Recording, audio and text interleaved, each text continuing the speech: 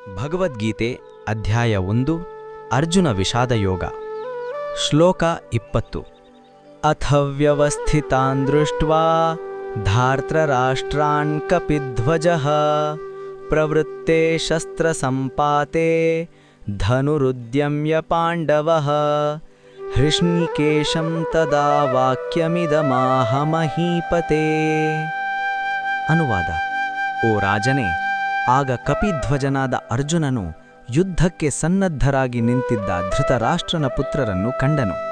ಅಷ್ಟರಲ್ಲೇ ಶಸ್ತ್ರಯುದ್ಧ ಆರಂಭವಾಗಲಿದ್ದಾಗ ತನ್ನ ಗಾಂಡೀವ ಧನುಸ್ಸನ್ನು ಎತ್ತಿ ಶ್ರೀಕೃಷ್ಣನಾದ ಹೃಷಿಕೇಶನಿಗೆ ಹೀಗೆ ಹೇಳಿದನು. ಇದರ ಭಾವಾರ್ಥ ಹೀಗಿದೆ. ಈ ಶ್ಲೋಕವು ಭಗವದ್ಗೀತೆಯ ಅತ್ಯಂತ ಮಹತ್ವದ ತಿರುವಿನ ಕ್ಷಣವನ್ನು ಸೂಚಿಸುತ್ತದೆ. ಇದುವರೆಗೆ ಯುದ್ಧಭೂಮಿಯಲ್ಲಿದ್ದ ಎರಡೂ ಸೇನೆಗಳ ಸಿದ್ಧತೆ, ಶಂಖನಾದಗಳು ಮತ್ತು ಯೋಧರ ಪರಾಕ್ರಮವನ್ನು ವಿವರಿಸಲಾಗಿದೆ. ಆದರೆ ಈ ಶ್ಲೋಕದಿಂದ ಭಗವದ್ಗೀತೆಯ ನಿಜವಾದ ಸಂದೇಶ ಆರಂಭವಾಗುತ್ತದೆ. ಯುದ್ಧ ಪ್ರಾರಂಭವಾಗುವ ಮುನ್ನ ಅರ್ಜುನನು ತನ್ನ ಗಾಂಡೀವ ಧನುಸ್ಸನ್ನು ಕೈಗೆತ್ತಿಕೊಂಡು ಎದುರಿನ ಸೇನೆಯನ್ನು ಗಮನಿಸಿದನು. ಆ ಸೇನೆಯಲ್ಲಿ ಕೇವಲ ಶತ್ರುಗಳೇ ಇರಲಿಲ್ಲ. ತನ್ನ ಅಜ್ಜ, ಗುರುಗಳು, ಮಾವಂದಿರು, ಸಹೋದರರು, ಸ್ನೇಹಿತರು ಮತ್ತು ಬಂಧುಗಳು ಕೂಡ ಇದ್ದರು. ಈ ದೃಶ್ಯವು ಅವನ ಹೃದಯವನ್ನು ತಲ್ಲಣಗೊಳಿಸಿತು. ಈ ಶ್ಲೋಕದಲ್ಲಿ ಅರ್ಜುನನನ್ನು ಕಪಿಧ್ವಜ ಎಂದು ಕರೆಯಲಾಗಿದೆ. ಕಪಿಧ್ವಜ ಎಂದರೆ ತನ್ನ ರಥದ ಧ್ವಜದಲ್ಲಿ ಶ್ರೀ ಹನುಮಂತನನ್ನು ಹೊಂದಿರುವವನು. ಹನುಮಂತನು ಭಕ್ತಿ, ಶೌರ್ಯ, ಧೈರ್ಯ ಮತ್ತು ನಿಷ್ಠೆಯ ಸಂಕೇತ. ಇದರಿಂದ ಅರ್ಜುನನಿಗೆ ಅಪಾರ ಶಕ್ತಿ ಮತ್ತು ದೈವಿಕ ರಕ್ಷಣೆ ಇತ್ತು ಎಂಬುದು ತಿಳಿಯುತ್ತದೆ. ಆದರೂ ಜೀವನದಲ್ಲಿ ಎಷ್ಟೇ ಶಕ್ತಿ ಇದ್ದರೂ ಮನಸ್ಸಿನಲ್ಲಿ ಗೊಂದಲ ಉಂಟಾದಾಗ ಮನುಷ್ಯ ದುರ್ಬಲನಾಗಬಹುದು ಎಂಬುದನ್ನು ಈ ಶ್ಲೋಕ ತಿಳಿಸುತ್ತದೆ. ಅರ್ಜುನನು ಧಾರ್ತರಾಷ್ಟ್ರಾನ್ ಎಂದರೆ ಧೃತರಾಷ್ಟ್ರನ ಪುತ್ರರನ್ನು ನೋಡಿದನು. ಅವರು ಕೇವಲ ಶತ್ರುಗಳಲ್ಲ, ತನ್ನ ಕುಟುಂಬದ ಸದಸ್ಯರು ಕೂಡ ಆಗಿದ್ದರು. ಒಂದು ಕಡೆ ಕ್ಷತ್ರಿಯನಾಗಿ ಧರ್ಮಯುದ್ಧ ಮಾಡಬೇಕಾದ ಕರ್ತವ್ಯ, ಮತ್ತೊಂದು ಕಡೆ ತನ್ನ ಬಂಧುಗಳ ಮೇಲಿನ ಪ್ರೀತಿ ಮತ್ತು ಕರುಣೆ. ಈ ಎರಡರ ಮಧ್ಯೆ ಅವನ ಮನಸ್ಸು ತೀವ್ರ ಸಂಘರ್ಷಕ್ಕೆ ಒಳಗಾಯಿತು. ಇದೇ ಮಾನವನ ಜೀವನದಲ್ಲಿಯೂ ಆಗುತ್ತದೆ. ಅನೇಕ ಸಂದರ್ಭಗಳಲ್ಲಿ ನಮ್ಮ ಕರ್ತವ್ಯ ಮತ್ತು ನಮ್ಮ ಭಾವನೆಗಳ ನಡುವೆ ಸಂಘರ್ಷ ಉಂಟಾಗುತ್ತದೆ.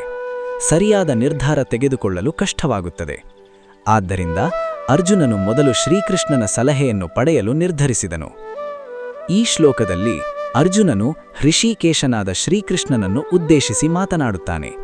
ಹೃಷಿಕೇಶ ಎಂದರೆ ಇಂದ್ರಿಯಗಳ ಅಧಿಪತಿ.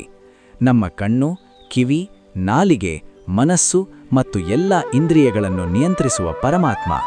ಮನಸ್ಸು ಗೊಂದಲದಲ್ಲಿದ್ದಾಗ, ಭಯ ಮತ್ತು ದುಃಖ ಆವರಿಸಿದಾಗ ಭಗವಂತನ ಮಾರ್ಗದರ್ಶನವೇ ನಮ್ಮನ್ನು ಸರಿಯಾದ ದಾರಿಗೆ ಕರೆದೊಯ್ಯುತ್ತದೆ ಎಂಬ ಸಂದೇಶವನ್ನು ಈ ಶ್ಲೋಕ ನೀಡುತ್ತದೆ. ಅರ್ಜುನನ ಈ ಸ್ಥಿತಿ ನಮ್ಮ ಪ್ರತಿಯೊಬ್ಬರ ಜೀವನದ ಪ್ರತಿಬಿಂಬವಾಗಿದೆ.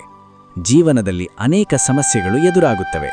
ಕುಟುಂಬದ ಸಮಸ್ಯೆಗಳು, ಉದ್ಯೋಗದ ಒತ್ತಡ, ಆರ್ಥಿಕ ಸಂಕಷ್ಟ, ಆರೋಗ್ಯದ ತೊಂದರೆಗಳು ಅಥವಾ ಸಂಬಂಧಗಳಲ್ಲಿ ಉಂಟಾಗುವ ಭಿನ್ನಾಭಿಪ್ರಾಯಗಳು ನಮ್ಮ ಮನಸ್ಸನ್ನು ಅಸ್ಥಿರಗೊಳಿಸುತ್ತವೆ. ಅಂತಹ ಸಂದರ್ಭಗಳಲ್ಲಿ ನಾವು ಭಾವನೆಗಳಿಗೆ ಒಳಗಾಗಿ ತಪ್ಪು ನಿರ್ಧಾರಗಳನ್ನು ತೆಗೆದುಕೊಳ್ಳಬಹುದು.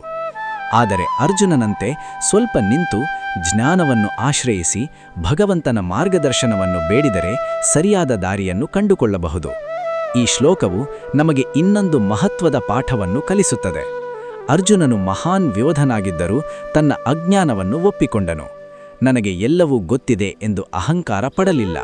ಬದಲಾಗಿ ನನಗೆ ಮಾರ್ಗದರ್ಶನ ಬೇಕು ಎಂಬ ವಿನಯವನ್ನು ತೋರಿಸಿದನು. ಇದೇ ನಿಜವಾದ ಜ್ಞಾನದ ಲಕ್ಷಣ.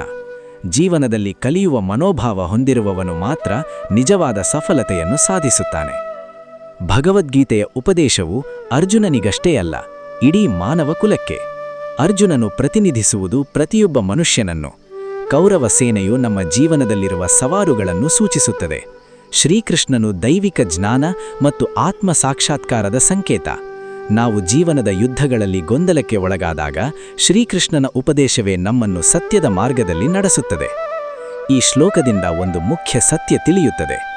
ಯುದ್ಧ ಹೊರಗಡೆ ನಡೆಯುವುದಕ್ಕಿಂತ ಮೊದಲು ಅದು ಮನಸ್ಸಿನೊಳಗೆ ನಡೆಯುತ್ತದೆ. ಮನಸ್ಸು ಸ್ಥಿರವಾಗಿದ್ದರೆ ಯಾವುದೇ ಸವಾಲನ್ನು ಜಯಿಸಬಹುದು. ಮನಸ್ಸು ದುರ್ಬಲವಾದರೆ ದೊಡ್ಡ ಶಕ್ತಿಯಿದ್ದರೂ ಪ್ರಯೋಜನವಿಲ್ಲ. ಆದ್ದರಿಂದ ಭಗವದ್ಗೀತೆ ಮೊದಲು ಮನಸ್ಸನ್ನು ಗೆಲ್ಲಲು ಕಲಿಸುತ್ತದೆ. ಮನಸ್ಸಿನ ಜಯವೇ ಜೀವನದ ಜಯ. ಈ ಶ್ಲೋಕವು ನಮಗೆ ಕರ್ತವ್ಯದ ಮಹತ್ವವನ್ನು ತಿಳಿಸುತ್ತದೆ. ನಮ್ಮ ಕರ್ತವ್ಯವನ್ನು ಭಾವನೆಗಳಿಂದ ಅಲ್ಲ, ಧರ್ಮ ಮತ್ತು ವಿವೇಕದಿಂದ ನಿರ್ಧರಿಸಬೇಕು.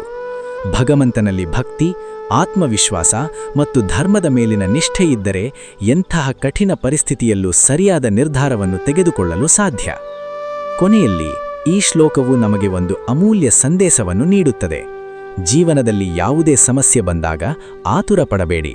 ಮೊದಲು ಮನಸ್ಸನ್ನು ಶಾಂತಗೊಳಿಸಿ, ಭಗವಂತನನ್ನು ಸ್ಮರಿಸಿ, ಜ್ಞಾನಿಗಳ ಸಲಹೆಯನ್ನು ಪಡೆಯಿರಿ ಮತ್ತು ನಂತರ ಧರ್ಮದ ಮಾರ್ಗದಲ್ಲಿ ನಿರ್ಧಾರ ತೆಗೆದುಕೊಳ್ಳಿ. ಇದೇ ಅರ್ಜುನನ ಜೀವನದಿಂದ ನಾವು ಕಲಿಯಬೇಕಾದ ಪಾಠ. ಇದೇ ಭಗವದ್ಗೀತೆಯ ಶಾಶ್ವತ ಸಂದೇಶ. ಮುಂದಿನ ಸಂಚಿಕೆಯಲ್ಲಿ 21ನೇ ಶ್ಲೋಕವನ್ನು ಆಳವಾಗಿ ತಿಳಿಯೋಣ. ಹರೇ ರಾಮ ರಾಮ ರಾಮ ಹರೇ ಹರೇ, ಹರೇ ಕೃಷ್ಣ ಕೃಷ್ಣ ಕೃಷ್ಣ ಹರೇ ಹರೇ.